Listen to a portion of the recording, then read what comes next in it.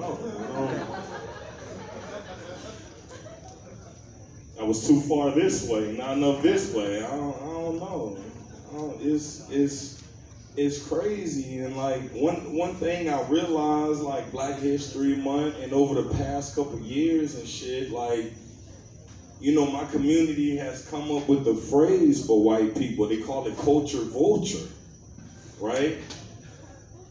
And that's when they say white people take something that Black people like to do and involve it in their community. And I'm gonna tell you something straight up. I don't think culture vulture is a real thing. Like, white people don't like Black culture, they like Black entertainment, right? Like, for example, you, the guy who looked like he got kicked off Survivor, let me ask you a question, right? Oh, you're a barista. Oh, okay. Survivor, barista, I'm Black, it's all the same, right? Let me ask you a question. Do you have a favorite Black song by a rapper? What's your favorite rapper? Oh my God, he said Michael Jackson. Jesus Christ. Okay, he likes pedophiles. Let me ask this dude right here. You, with the hoodie, you look like you have Black friends, right? What's your favorite rap song?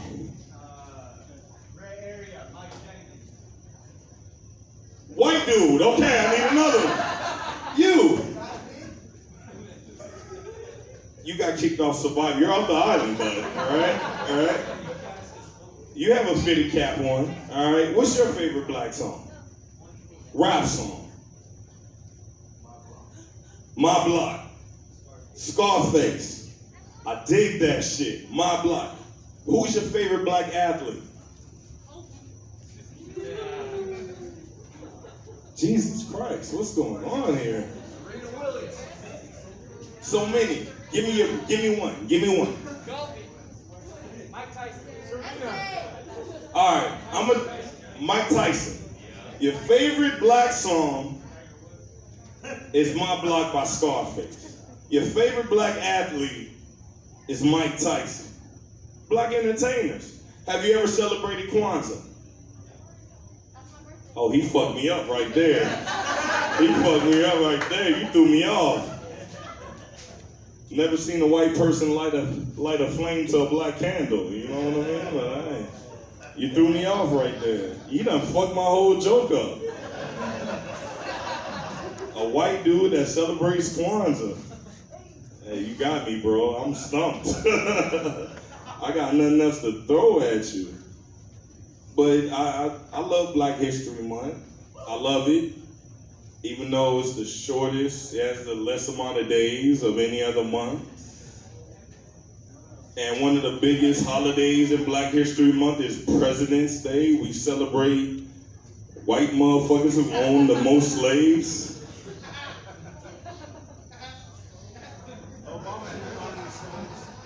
Hey, that cut deep, Paco, that cut deep. That hurt me a little bit. But let me ask you a question. I just recently came across a movie. It's called Judas and the Black Messiah. Have you heard of it? That is a good fucking movie, and I suggest all you watch it, because it was about the Black Panthers, but he wasn't just about uniting Black people. He united Confederate-loving white people and Puerto Ricans such as Paco. You know, they all came together and they were scared of it. That's why they took him out. I'm starting to put together a movie, right? It's called Karen and the Melanin Mask. I'm pitching it to Lifetime right now. It's based on a true story as well. It's about Rachel Dolezal,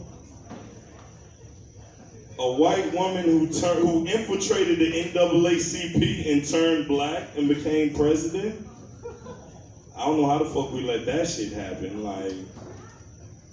But I'm hoping it comes on after Surviving R. Kelly and in between Surviving T.I. Like, I love Lifetime. It's a good channel for women if you love it. Only reason I watch Lifetime is because they have unsolved mysteries. Every movie on Lifetime is is basically about a white woman getting beat or beating her husband, right? That's why I refuse to get married. I refuse to get married. I have a Swedish Korean girlfriend, and we agreed that we wouldn't get married because marriage equals murder. 50% of marriages end in divorce. The other 50% ends in homicide. I've watched Dateline. I know the game. Wealthy white woman, wealthy white man, things go awry, somebody dies. Marriage isn't for me.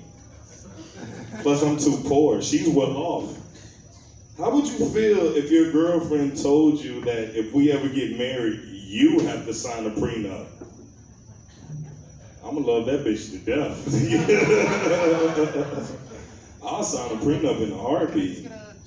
And she thinks I'm funny for some reason. That's why we're together. But I think she just wants to bring me home to disappoint her parents. There's a little angst there. I don't know what it is, but hey, if I get half, I'm cool with it. You know what I mean? And by the way, my name is Lance. Lance Liverman. The only Lances that you may have heard of, one's gay, one has one nut. I'm straight and I have both. The world is my oyster.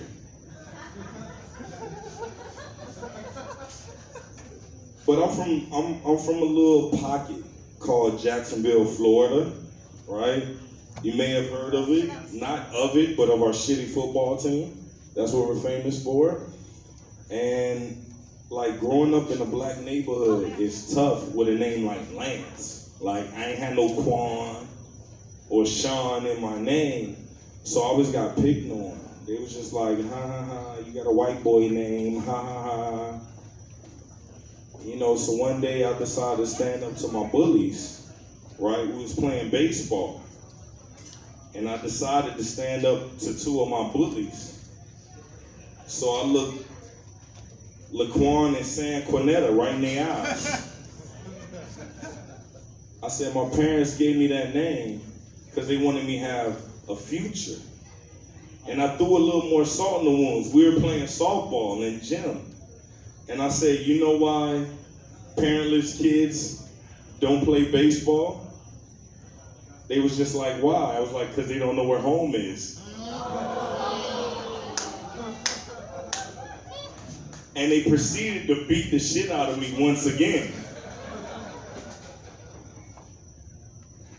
And I learned a life lesson that day. Like, yo, never mention parents to a couple of kids that's in the foster care system, because oh my God, it doesn't work out well, right?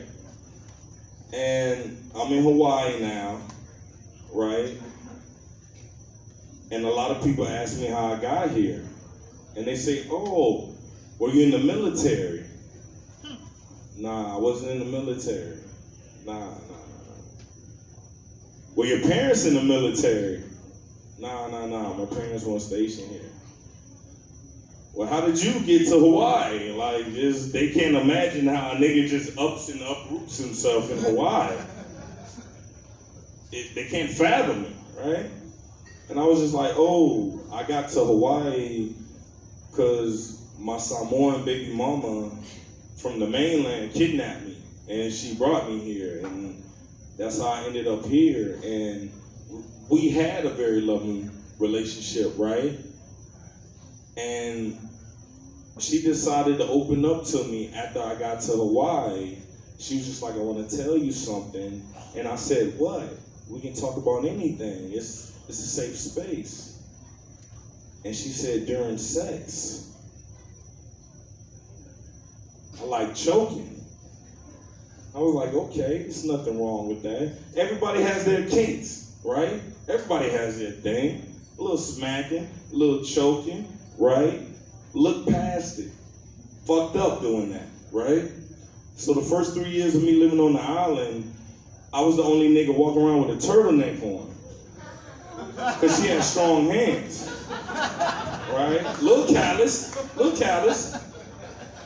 You know, she built her first rock wall at age 3. Quite impressive. Quite impressive for a Polynesian, right? And like, it made going to work like uncomfortable, right? Because I was in customer service and I had to wear a turtleneck every time I went to work. It looked like I worked at an art gallery, like I was an extra on the cast of Zoolander, some shit like that. And one thing about it that made it so embarrassing, this lady, Kathy from HR, she will always leave pamphlets on my desk about spousal abuse. And I'm like, Kathy, like, no, these are the marks of a man that's being abused. These are the marks of a man who simply forgot the safe word. That's all it was.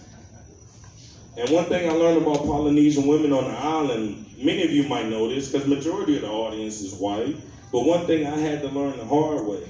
If she puts her hair in a bun and wears slippers, she will beat the shit out of you. But those are not hits of hate. Those are hits of love. That's what it is.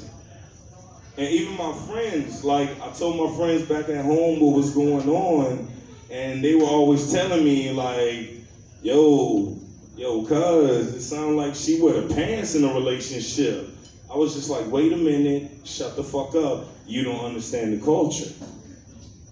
She doesn't wear the pants in the relationship. It's Hawaii. She wears the basketball shorts in the relationship. Okay? Get it right. Know your people. I had a culture shock when I came to Hawaii. When I got off the plane, we lived in Ever Beach. And when we were coming down the H1, we drove through an area of the island. You may have heard of it. It goes by the name of Waipahu, right? And they had little murals of boys and girls with overalls and straw hats on and shit, right? And I was like, oh shit, it's Hawaii. I didn't know y'all had Mexicans out here. Like, yo, that's crazy. And she was just like, nah, what you talking about? Nah. They're not Mexicans, they're Filipinos. And I was like, what's a Filipino? She was just like, well, they're excellent at construction, excellent at landscaping, and they all carry knives. I was like, that's the most Mexican shit I've ever heard of in my life. Don't know the difference, right? But I learned, and I made friends with Filipinos. And a lot of my black friends say old Filipinos are the most racist people you ever meet. I love old Filipinos, they're hilarious, right? I did construction, a Filipino trade, if you will. And there was an old guy who was a laborer. He had big ears, and I would joke him all the fucking time. He never said a word. And one day I was having a bad day. I was a little depressed. I was a little down and out. And he came up to him. He said, hey, you know, in Filipino culture, the bigger the ears, the longer the life. And he pointed at my ears. And he said, oh, any day now, huh? This shit hurt my feelings. Old Filipinos cut deep. And I ended up selling cars, and I was in the grocery store one day, and I'm in the grocery store, I see the same old Filipino dude. I said, Uncle Floyd, what's up? It's me, it's Lance. He remembered all the jokes I cracked. He walked up to me, oh boy, good to see you. Yeah. He pointed at my ears. He was just like, oh, it's still going, yeah. Good. But I like old Filipinos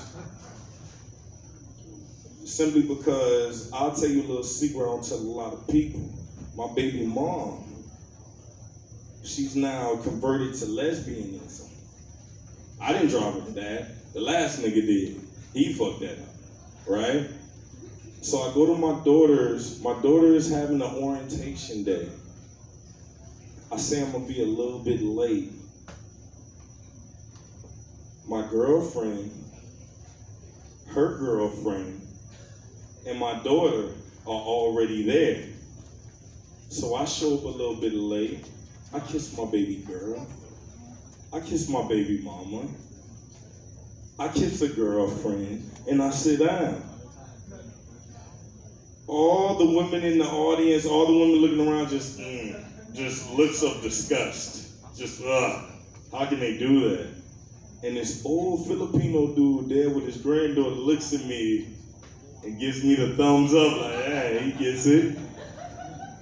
He gets it. But because I say she's my baby mom and she's Samoan, right? We have a half black, half Samoan baby girl. I love her to death. That is the most beautiful daughter-son a man could ever ask for. She looked like she could deadlift like 300 at age 8. I'm scared of her, right? And she started showing signs of abusiveness like a mom at an early age, and it fucked me up, right? I get a call from the daycare. Kathy's trying to have me to mute me about choking. Said, Kathy, get the fuck out of here. My daughter's in trouble. I get to the daycare. They said, Mr. Liverman, your daughter was eating a bag of chips. A little boy walked up to the little girl, my daughter, snatched the bag of chips, started eating them right in front of her.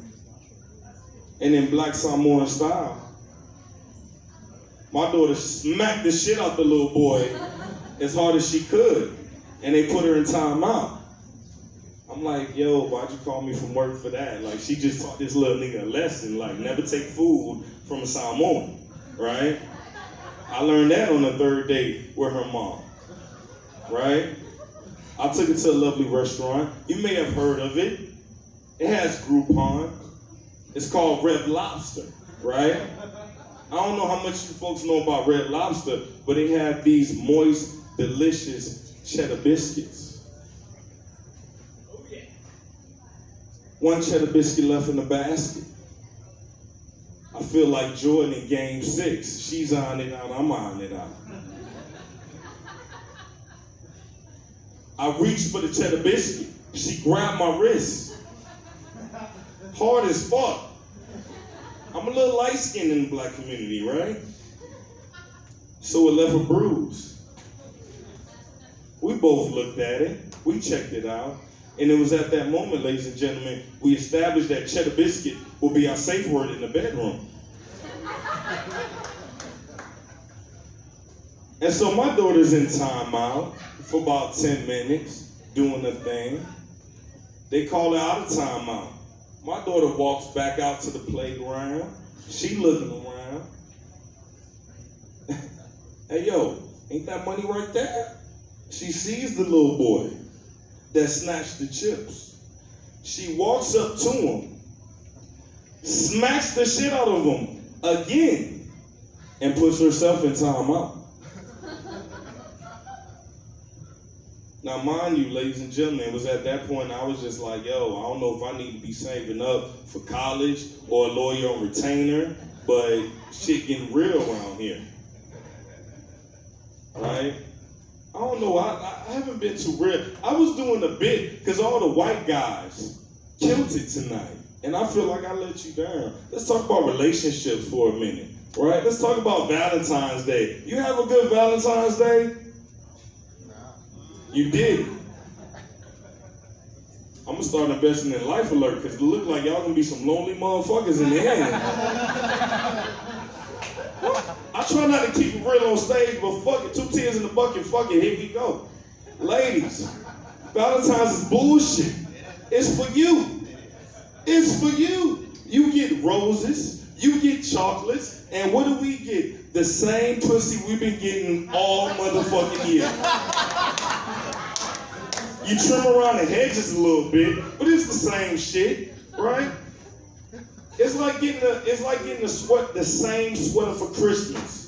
When you first put it on, it's a little too tight, But when you get that same gift over and over, it loosens up a little bit. Not that intriguing. Ow! Somebody knows what the fuck I'm talking about. Loose lips sink ships? Nah. Loose pussies lose relationships. That's what happens. And I'm gonna leave y'all on one note. Since I gotta go, I pay attention to international news. I really like reading into it. 2 years ago, China, which has been infiltrating Africa, flew to the backside of the moon. And they planted a seed. And the seed sprouted. Do you know what that plant was? I wish. I'll be high out this motherfucking galactic right now. They planted a motherfucking cotton seed on the backside of the moon while infiltrating Africa. I was high when I read the story, but I was high enough to put 2 and 2 together, right? They going to Africa. They planting cotton on the moon. They trying to kidnap niggas. They trying to start intergalactic slavery on a whole nother level. So I'm trying to tell all my friends, because it's in our culture to stay away from ships. All black people need to stay away from ships. Regular ships, spaceships, relationships. Nothing good comes of it. I'm not a fan of Trump, but Space Force, I'm all for it. I'll let y'all down tonight. I should have kept it realer, because, like, it's a room full of white people. I like talking shit to y'all, because y'all so mean to us. I'm being dead ass serious. Some of y'all might talk shit to me after the show and I'm ready to fight, but y'all gonna call the police. That's not fair. That's not fair. But they local. And I say, as soon as I say my baby mama is Samoan, they like, oh, oos, we get you, cuz. We get you. Well, I'm gonna leave y'all on this. Since it's Black History Month, and I'll let y'all down tonight, and it's a room full of white people, I just want to reiterate that in Hawaii, on the mainland, white people are here. In Hawaii, white people are here. So laugh as I walk off the stage and know your place. All right.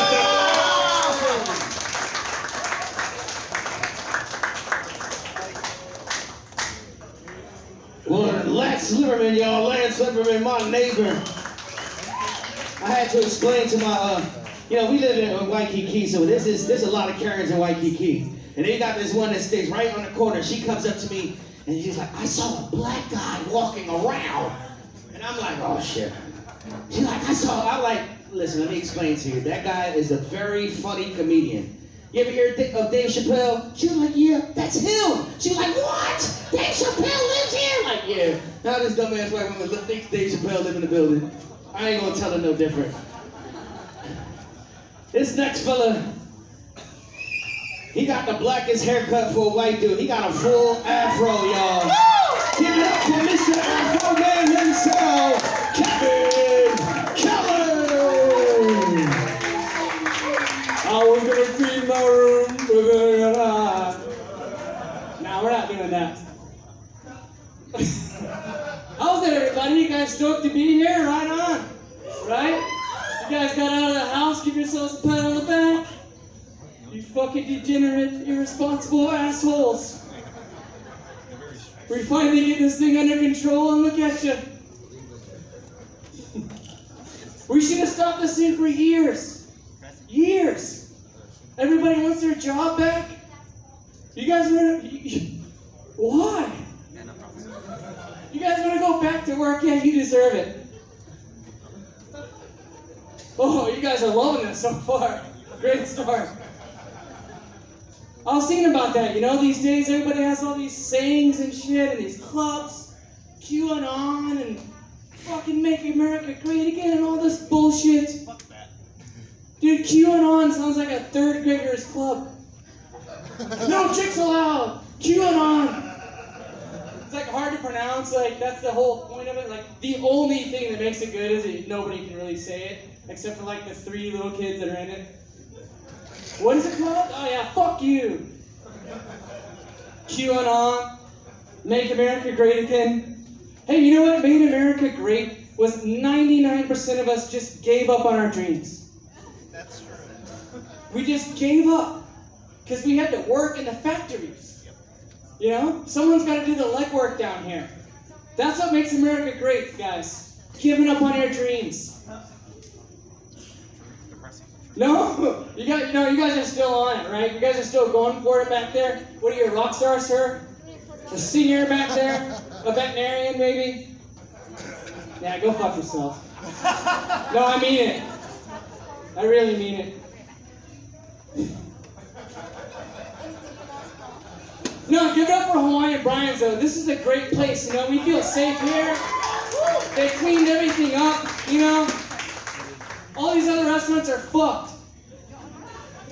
They take our temperature and make me fill out a form, right? Like that's gonna help. Let me tell you something. I got it. The first thing I do when I get to a place is touch the fucking front door. Alright? Everybody touches that door, right? So, step 1, fucked, right? You get in the door, but then what's the next thing you do? You grab the pen. Everyone grab that pen. What the fuck are we doing here, folks? Hey, at least they know where I live. At least they have my email, though, you know? What the fuck is going on? It's the illusion of safety, guys. That's what everybody wants. The fucking illusion. That's what we all love, you know? Just like Make America Great Again. You keep going back there, guys. You're going to get your dreams accomplished. Go for it. No, I'm right there with you.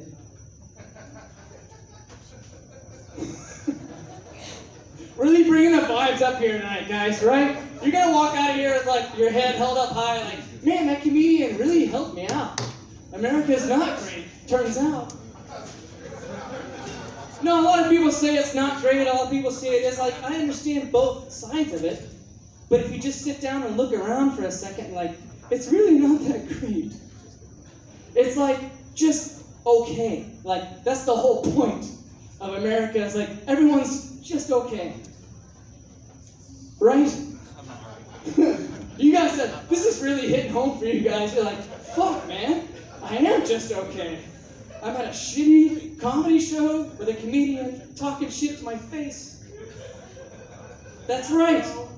That's why I'm here.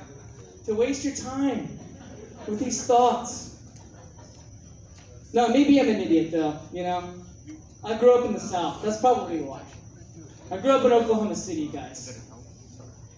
Yeah, that's the correct crowd reaction for that statement, right? Perfect. You guys nailed it.